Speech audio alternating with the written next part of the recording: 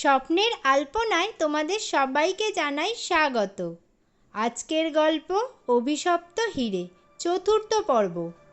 DC প্রণবের হাতে একটা চিঠি দিয়ে বললেন, দিল্লির সেন্ট্রাল ব্যুরো অফ ইন্টেলিজেন্স থেকে এটা এসেছে, পড়ে দেখো। প্রণব পড়ল। একটা শক্তিশালী চোরাকারবারির দল এশিয়ার দূর প্রাচ্যের দেশগুলির মধ্যে সুকৌশলে স্মাগলিং চালিয়ে যাচ্ছে। ভারতবর্ষেও তাদের একটা শক্ত ঘাঁটি আছে। সেন্ট্রাল ইন্টেলিজেন্স ব্যুরোর হাতে এমন প্রমাণ আছে যাতে সন্দেহ করা হচ্ছে সেই ঘাঁটিটা কলকাতায়। সিবিআই এর আরও বিশ্বাস, নিহত কেপি বসি ছিলেন কলকাতার ঘাঁটির প্রধান পাণ্ডা। ভারতের আর দূরপ্রাচ্যের দেশগুলির মধ্যে যোগাযোগ লেনদেন তার ব্যাংকের মাধ্যমেই হতো।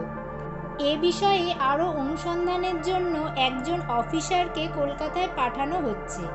কলকাতার পুলিশ যেন তাকে সর্বোত্তভাবে সাহায্য করে, এই অনুরোধ।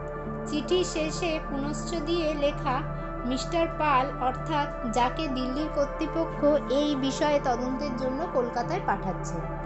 তিনি স্কটল্যান্ড ইয়ার্ডের শিক্ষাপ্রাপ্ত একজন অভিজ্ঞ অপরাধ বিজ্ঞানী।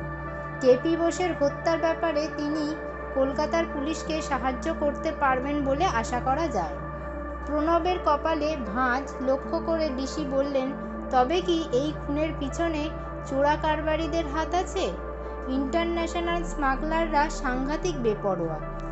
হয়তো মিস্টার বোসের সঙ্গে তাদের বনিবনা হচ্ছিল না, তাই তাকে সরিয়ে ফেলার দরকার হয়ে পড়েছিল।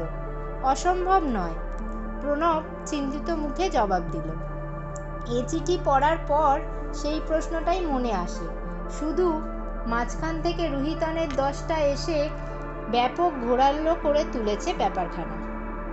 আমার মনে হচ্ছে তুমি সামান্য জিনিসটাকে ঘোলা করে তুলছ, ডিসি একটু যেন অসহিষ্ণু কণ্ঠেই বললেন।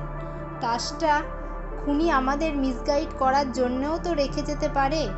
ওটা হয়তো তার মস্ত বড় একটা রসিকতা। একজন মানুষ যত সমসাহসীই হোক না কেন, কিংবা যত বড় পাষণ্ডই হোক, শান্ত কণ্ঠে প্রণব জবাব দিল, খুন করার ঠিক পূর্ব মুহূর্তে সামান্য বিচলিত সে হবেই। এমন একটা রসিকতা সেই চরম মুহূর্তে তার মনে ঠাঁই পাবে বলে আমার মনে হয় না, স্যার। কিন্তু কেউ যদি বিশেষ উদ্দেশ্য নিয়ে এই হত্যা করে থাকে, অর্থাৎ ওটা যদি পূর্ব পরিকল্পিত হয়, তবে তাসটা ওভাবে রাখার পক্ষে একটা যুক্তি খুঁজে পেলেও পাওয়া যেতে পারে।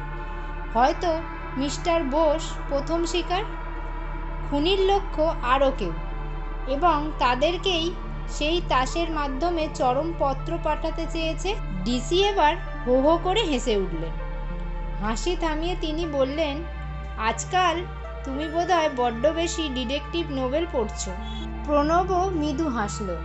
তারপর বলল, হয়তো আমি একটা অবাস্তব যুক্তি খাড়া করেছি, কিন্তু মিস্টার বোসের মৃত্যুর সঙ্গে যে একটা গভীর রহস্য জড়িয়ে আছে তা আমি হলফ করে বলতে পারি।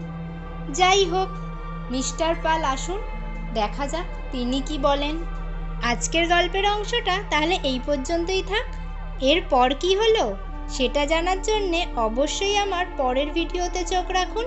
এবং যারা নতুন বন্ধু আজকেই আমার এই গল্পের এইটুকু অংশ শুনছো, এখনও পর্যন্ত আমার চ্যানেলটাকে সাবস্ক্রাইব করে যাওনি, তারা অবশ্যই আমার চ্যানেলটাকে সাবস্ক্রাইব করো এবং নোটিফিকেশন বেলটা অন করে রাখো, যাতে পরবর্তীতে আমি যখন এই গল্পের আরও অংশগুলো দেব তাতে তোমরা খুব সহজেই যাতে পেয়ে যাও। আর হ্যাঁ, লাইক শেয়ার করতে ভুলো না কিন্তু। আজ তাহলে এই পর্যন্তই থাক। দেখা হচ্ছে পরের ভিডিওতে এই গল্পের পরের অংশ নিয়ে। ততক্ষণ পর্যন্ত তোমরা সবাই ভালো থাকো এবং সুস্থ থাকো।